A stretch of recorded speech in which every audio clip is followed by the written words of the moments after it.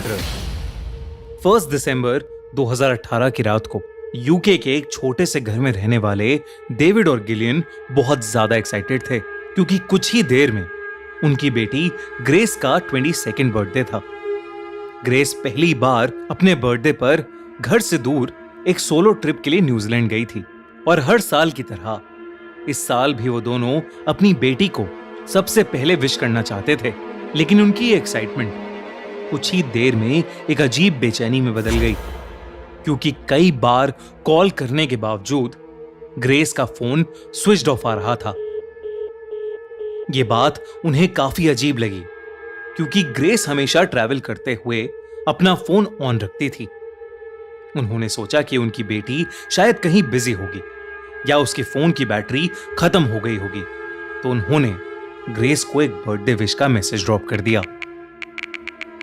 लेकिन अगली सुबह भी ग्रेस का कोई जवाब नहीं आया और तो और उसका फोन अभी भी स्विच्ड ऑफ ही था। उसके पेरेंट्स को कुछ भी समझ नहीं आ रहा था। उन्होंने डर के मारे उसके दोस्तों से पूछताछ करनी शुरू की। तभी उनमें से ग्रेस की एक दोस्त ने उन्हें बताया कि उसने ग्रेस से पिछली शाम को व्हाट्सएप चैट पर बात की थी और ग्रेस ने उसे बताया था कि वो एक लड़के के साथ डेट पर जा रही है। 2 दिन बीत गए लेकिन कई कोशिशों के बावजूद ग्रेस के पेरेंट्स को उसकी कोई खबर नहीं मिली, सिवाय इसके कि वो गायब होने से पहले एक लड़के के साथ डेट पर गई थी। घबराए हुए डेविड और गिलियन ने न्यूजीलैंड पुलिस को अपनी बेटी ग्रेस के मिसिंग होने के बारे में इन्फॉर्म कर दिया। क्योंकि केस एक फॉरेन नेशनल का था तो न्यूजीलैंड पुलिस ने बिना कोई देरी करते हुए केस की इन्वेस्टिगेशन शुरू कर दी। कई दिनों तक कोई लीड ना मिलने के बाद जब एक दिन डिटेक्टिव डियाना लेविंसो ग्रेस के सोशल मीडिया प्रोफाइल्स चेक कर रही थी तो उन्होंने उसकी फेसबुक प्रोफाइल के नीचे एक कमेंट पढ़ा। इस कमेंट को जेसी कैम्पसन नाम के एक लड़के ने 1 दिसंबर की रात को पोस्ट किया था, यानी उसी रात जब ग्रेस गायब हुई थी। डायना को शक हुआ कि शायद जेसी वही लड़का है जिसके साथ ग्रेस गायब होने से पहले डेट पर गई थी। पुलिस ने जेसी की कॉन्टैक्ट डिटेल्स निकाली और अगले दिन उसके साथ एक फोन कॉल अरेंज की गई। इस फोन कॉल पर जेसी ने बताया कि वो खुद भी ग्रेस से उस रात के बाद नहीं मिला है और उसे नहीं पता कि ग्रेस कहां है। डिटेक्टिव डायना ने उसे क्वेश्चनिंग के लिए पुलिस स्टेशन में आने को कहा, पर जेसी ने बताया कि वो अभी एक दूसरे शहर में था और इसलिए पुलिस स्टेशन नहीं आ सकता था। साथ ही उसने ये भी कहा कि वो 3 दिन बाद वापस आते ही सबसे पहले पुलिस स्टेशन आएगा। डिटेक्टिव डायना को लग रहा था कि जेसी झूठ बोल रहा है, इसलिए वो उसी शहर के अलग अलग होटल्स में जाकर जेसी को ढूंढने लगी। कई होटल्स में चेक करने के बाद उन्हें आखिरकार जेसी सिटी लाइफ नाम के होटल में एक गाड़ी से निकलता हुआ दिखाई दिया। डायना जैसे ही उसके सामने आई, जेसी खुद को बचाता हुआ वहां से भागने लगा।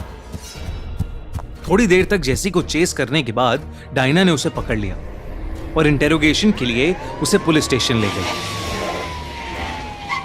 इंटेरोगेशन के वक्त जेसी अपने बयान पर अड़ा रहा कि वो ग्रेस से आखिरी बार उसके बर्थडे पर ही मिला था।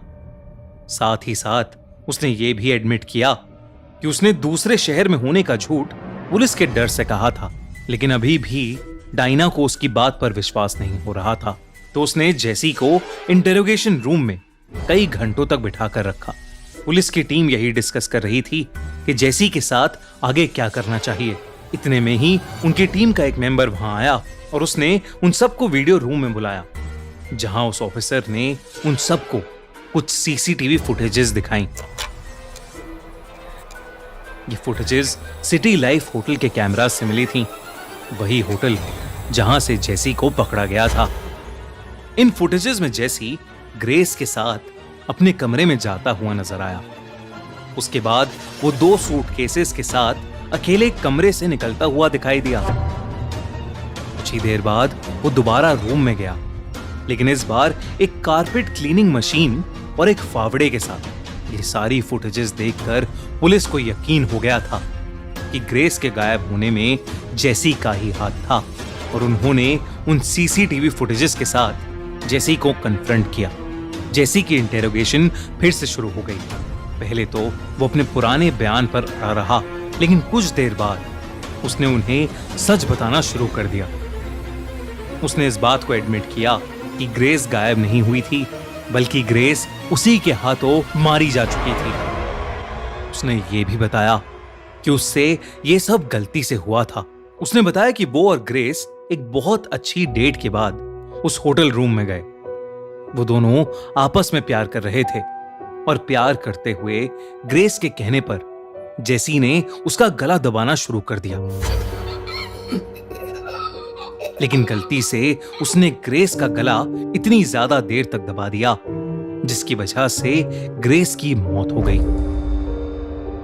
जब ऐसा हुआ तो जेसी के होश उड़ गए थे। जेसी को कुछ समझ नहीं आ रहा था कि वो क्या करे। उसने बिना कुछ सोचे समझे एक सूटकेस में ग्रेस की बॉडी को डाला और कारपेट क्लीन करके वहां से चला गया। हालांकि पुलिस ने ऐसे केसेस पहले भी देखे थे, लेकिन उन्हें जेसी की कहानी पर जरा भी विश्वास नहीं हो रहा था, क्योंकि उसने पहले भी उनसे कई झूठ बोले थे।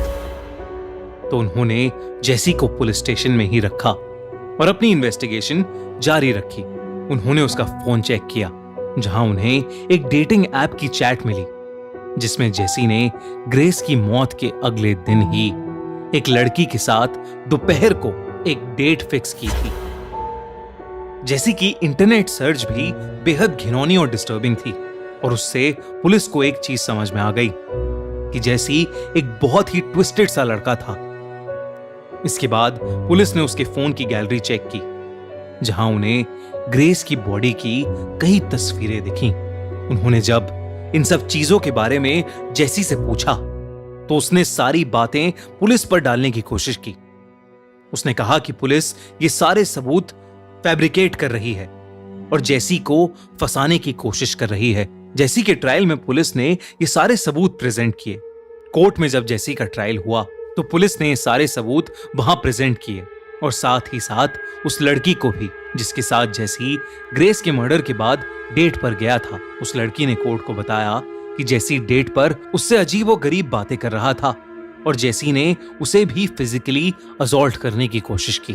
फाइनली कोर्ट ने जेसी को ग्रेस के मर्डर के केस में गिल्टी घोषित किया और उसे लाइफ टाइम इम्प्रिजनमेंट यानी उम्र कैद की सजा सुनाई गई। जेसी ये फैसला सुनते ही गुस्से से पागल हो गया और वहीं कोर्ट में जजेस को गाली देने लगा, जिसके बाद पुलिस की एक टीम उसे पकड़कर वहां से ले गई। सबको लग रहा था कि जेसी कैम्पसन की कहानी यहां खत्म हो गई थी, लेकिन जब जेसी की न्यूज मीडिया में फैली तो 2 और लड़कियां पुलिस के पास पहुंच गईं। उन लड़कियों ने पुलिस को बताया कि वो भी जेसी से टिंडर डेटिंग ऐप पर मिली थीं और जेसी ने चाकू के जोर पर उनके साथ जबरदस्ती की थी। जेसी के पास्ट की जब इन्वेस्टिगेशन हुई तो पता चला कि वो हर लड़की से अपने प्रोफेशन के बारे में झूठ बोलता था, और वो एक कोल्ड ब्लडेड सीरियल अब्यूसर था जो टिंडर जैसी डेटिंग ऐप्स पर लड़कियों को फंसाकर उनके साथ जोर जबरदस्ती करता था।